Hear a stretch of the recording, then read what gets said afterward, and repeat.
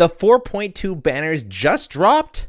The Archon is coming in just a couple days. The best healer from the best element, as well as a pretty yikes banner with maybe the most beautiful weapon ever made. Let's talk about it. Welcome to Jello Impact, where we build and test every single character to help you decide who you want to wish for and build. As usual, I want to talk about each of the 5 stars first, then we'll go over the 4 stars, then I'll go over the weapon banner, and finally some extraneous considerations of future reruns, etc. that you also want to keep in mind. I've got my full Furina guide dropping in just a couple days, so I'm going to go over the basics and when you should or shouldn't pull on Furina right now. But just remember that I'm going to fully test it right before the banner comes out, so before you wish, just go watch my full Furina guide, at least the first few minutes of it, so you can get my impressions after playing her, because of course I haven't played her quite yet. I think she's going to be extremely strong. I think she's going to make up a new team core of really strong top meta teams. What do I mean by team core? Currently, something like Bennett plus Kazuha is a really strong duo that makes up the basis of any attack scaling carry. That's what I would call a really strong team core. Another is the Hyper Bloom core, made up of a Dendro unit such as Nahida, a Hydra unit such as the Yelan or Xingqiu, and an Electro like Kuki or Raiden to trigger the Hyper Blooms. That's a really strong team core. Bennett plus Xiangling is another strong team core, as is Double Hydro of Yelan plus Xingqiu. There's of course some more team cores in there. Fischl plus a Dendro plus an Anemo is an Aggravate team core, so that's what I'm talking about. Furina is going to make up another really strong team core. If we imagine Yelan as Furina here, you do Furina plus healer, especially a team-wide healer, and then the other 2 slots, ideally one, and even better if both of them are traditional damage dealers. What do I mean by traditional? They don't deal transformative reactions such as Hyper Bloom, Electrocharge, Burgeon, Overloaded, Nilou Bloom, but they do damage based. So a Raiden team, a Yaimiko team, when you discount Hyper Bloom, when you're not using Hyper Bloom, if they're even using Aggravate, or if they're using just Hyper Carry Raiden, or you're using Quick Bloom Sino, where you focus less on the Hyper Blooms and more on the quicken reaction. When you're using Vaporize, those can make up the other team slots in varying degrees. Just traditional damage dealers that you'd put, so if you want an example, you'd put an elemental damage bonus goblet on that character. They're going to be a damage dealing character. That's the kind of thing I mean. And Furina gives so much buffing to the team and does so much personal damage that Furina plus healer will be an extremely strong duo. Exactly how does this duo compare? Exactly how does this team core compare to the other team cores we have in the game? Is it a brand new higher ceiling than even Hyper Bloom? Is it just below? Is it just on par? Is she good enough to be a solo Hydra in a Yoimiya team, for example? Will she be part of some best teams? That is something we're going to have to wait for her banner and for me to actually play test her. But she will bring up a whole new wave of characters to be extremely valuable, such as Mika, such as Jean. It'll give Baizhu even more uses. She's going to be a great character to elevate certain existing characters and give a ton of new team options for a ton of other characters. So I think she's a really valuable pull. Having access to a whole new team core is really good. If you're on the fence about getting her or not, as long as it's not going to prevent you from getting some character that you love, I encourage you to get her. However, she's not a must pull. There's so many strong team cores in Genshin Impact that you don't need every single one. This is not one that you need. None of the other ones are ones that you need either. There's enough characters in the game that are extremely meta now, and you don't even need meta to beat everything in the game. And this is all talking about even if you do care about the Abyss. If you don't care about the Abyss, then you literally can just use whatever you want for the most part, except for maybe your weekly bosses and things like that. It's much comfier to have properly good teams for those types of harder fights. But I think if you're looking to expand your roster of valuable characters and build new and exciting team comps, I think Furina is going to be a great pick. I just made a whole video on Baizhu. It is actually such a good video. I think it's one of my best guides. Check it out. Baizhu, the best healer in the game. He works everywhere. Give that guide a watch if you're interested in Baizhu. But the too long didn't read is he is an alternative to Nahida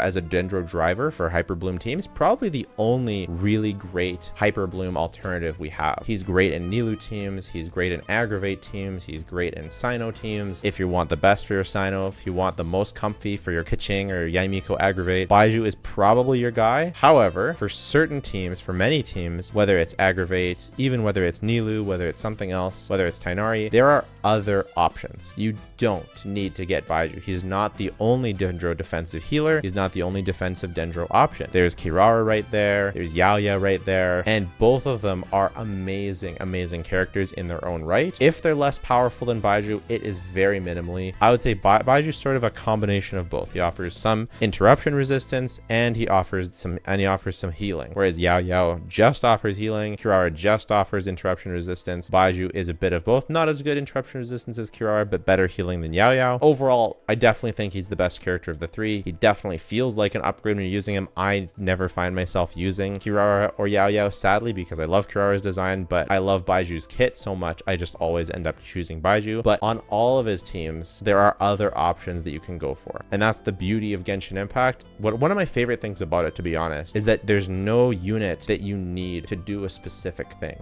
Like if you want to make, and it's getting more and more that way, I'd say there's less and less units that you need to do a specific thing. There's so many alternatives, and Baizhu is a character that, although he's incredible, although he's extremely flexible, extremely valuable, there are alternatives, so you don't have to worry about missing out. Now, we're going to talk about the 4 stars, then the weapons, then other considerations. So for 4 stars, starting with Beidou. Beidou's an awesome character. I do think she's an underrated character. I even think I underrate this character, and I'm going to be playing her a lot in the next couple weeks because I'm most likely going to be making a guide for her. As an off-field damage dealer, she is one of the most sought after roles in the game, an off-field electro damage dealer. Whether you're using her in an aggravate team or an electrocharge team, Beidou will perform very well. The reason why I don't play Beidou all that much is because there are other aggravate teams that I like better, like Keqing aggravate, Yaimiko aggravate, that I like better than the Sucrose aggravate that she's usually played in. But that's just personal preference. It's not that she's not a really strong unit. And as far as electrocharge goes, I just usually end up playing Hyper Bloom, so I don't end up playing electrocharge, or I end up playing aggravate. But Beidou is an extremely strong character. You can build her using, for example, Sucrose as an on-fielder, using Beidou, using Fischl, and then you're going to want a Dendro unit such as Yao Yao or Baizhu. Ideally, you have a bit of a defensive unit to heal up, but you could use Kale for sure. I know she's on this banner as well, but you're going to have to be more skilled at not getting hit. And this is an extremely, extremely strong aggravate team that will carry you through any floor,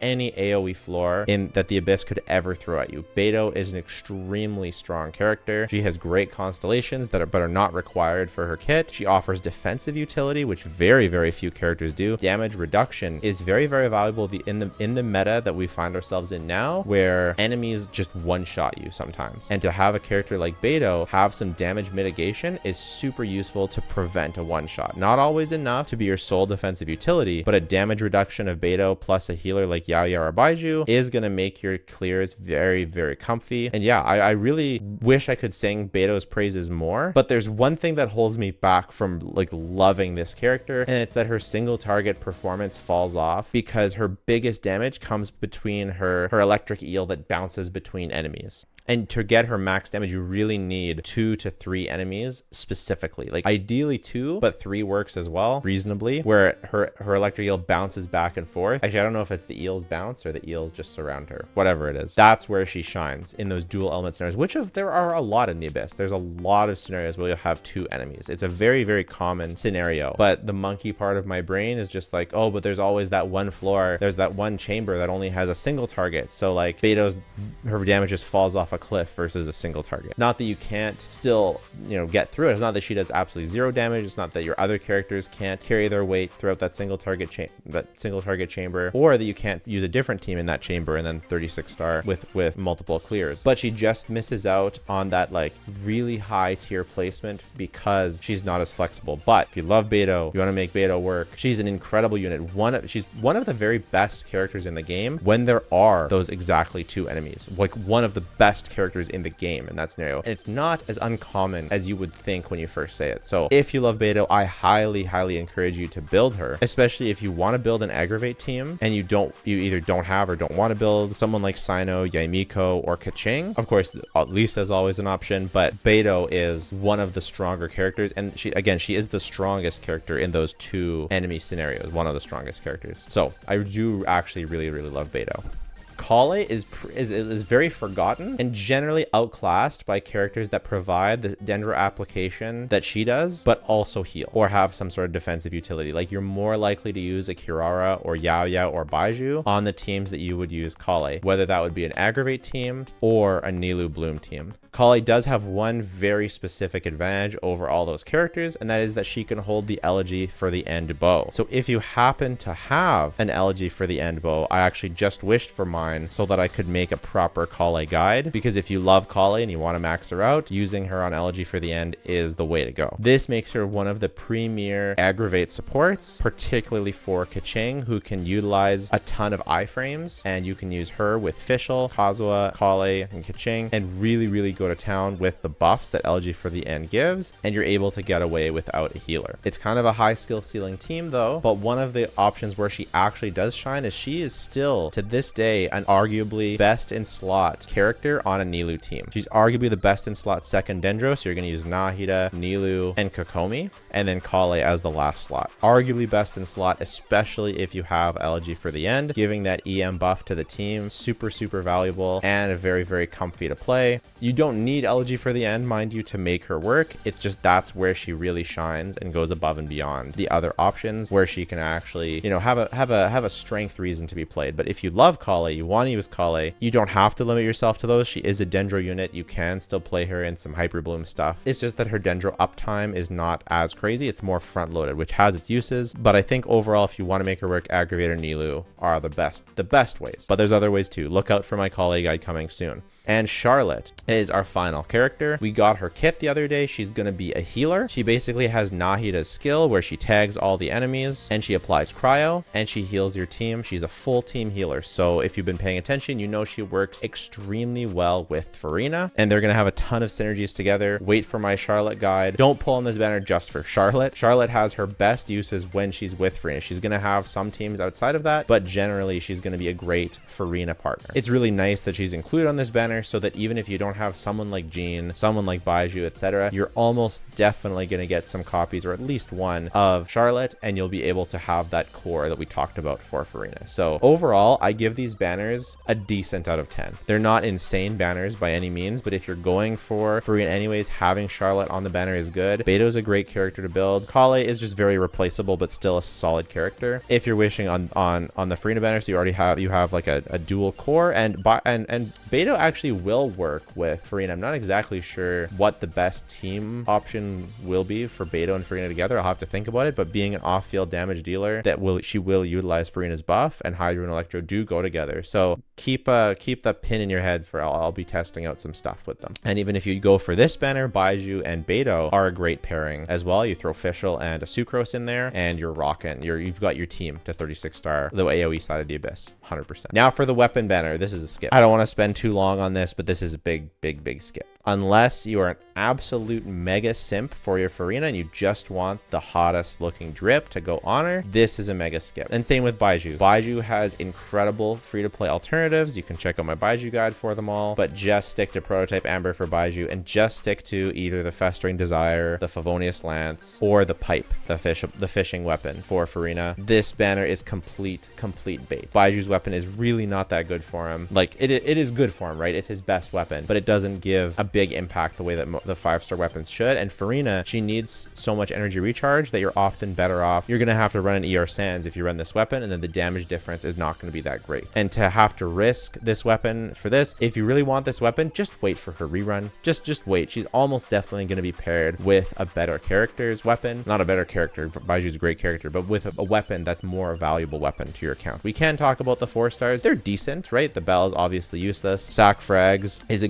a good catalyst to have for sure. Dragon's Bane is a solid weapon. Sacrificial Sword is a solid sword, and Stringless is a good bow. The 4-stars are solid. Overall, probably on the above average side for 4-stars. Not insane because there's no fav weapons on here, but it's decent. But the Jade Fall Splinter just ruins it. Let's talk a little bit about Furina's weapon and just go through exactly what it does. It has the highest crit damage stat possible and a low base attack, which is of course what she wants since she's an HP scaler. And when the equipping character's HP increases increases or decrease. Elemental skill damage will be increased, so that automatically makes it a lot less flexible than a lot of other 5-star weapons because it's increasing skill damage by quite a lot, 3 stacks, but not a lot of 5-star sword or not a lot of sword characters just use their skill for the main point of damage. Like Ayaka, her main damage comes from her burst. Alhaitham, actually, if it works with Alhaitham's mirrors, it actually might be pretty good on Alhaitham actually, because his biggest damage comes from his mirrors, which I think is skill damage. But to activate the passive, you're going to need Furina on the team, and Alhaitham and Furina have kind of dodgy synergy at best, so I don't think that this is, like, it's a very restrictive weapon as well. You pretty much need to run it with Furina on the team. If you have Furina on the team, when you're using this weapon, you're just going to be giving it to Furina, so it is going to be really good for her. Well, we'll finish it off. This effect can be triggered once every 0.2 seconds. When other party members' HP increases or decrease, you gain max HP. So it's very specific to her. Of course, it's going to be your best in slot. When you're using her in a double Hydro team or in a Raiden team where she will have less ER requirements, this will jump up and be a much better performing option. But if you want to use her in those situations and you want to max her out, just wait until her rerun so you don't lose twice to the Jade Fall Splinter. Just have some patience. Go for her constellations instead if you really want to max her out. She's gonna have cracked constellations. Archons always do. We'll talk about them all in a couple days. Keep in mind, my banner predictions have been spot on so far, and if I am right, we may have another Archon coming next patch. So Furina is going to be the more valuable, probably more powerful character than Raiden. But if you're a Raiden simp like me, you're going to want to make sure you have a guarantee for Raiden. So just make sure you don't spend everything you have on Furina and miss your chance to get Raiden if you're waiting for Raiden. And that goes for any character that hasn't rerun in a while. If you want to see my predictions for the characters that are coming up next, check out my video, when will every character get their rerun or release. My predictions are going very well so far. They won't be perfectly accurate, of course. You can't be perfectly accurate with something like that, as they're just raw predictions, not even using dreams for the later ones. But just make sure that not a ton of your favorite characters aren't just coming up really soon, so that you spend all your wishes on hype. Make sure you like the character. Make sure you want to actually build teams with her. Make sure you want to use her. Don't just go for her because everyone's talking about how broken she is. I do think she'll be really strong, but make sure you're going for her because you want to go for her, not because someone told you to. Let me know what you're going to do in the comments, who you're wishing for. Join our Discord if you have other questions, you want pulling advice, specific pulling advice. We've got lots of amazing people out there that can help you. Check out my Patreon if you want to support the work I do. It really goes a long way to helping support my family, as does just subscribing, and that is totally free, so please subscribe. And if you don't want to do any of those things, that is totally fine. Just watching the video has been more than enough. Thanks so much. Bye for now.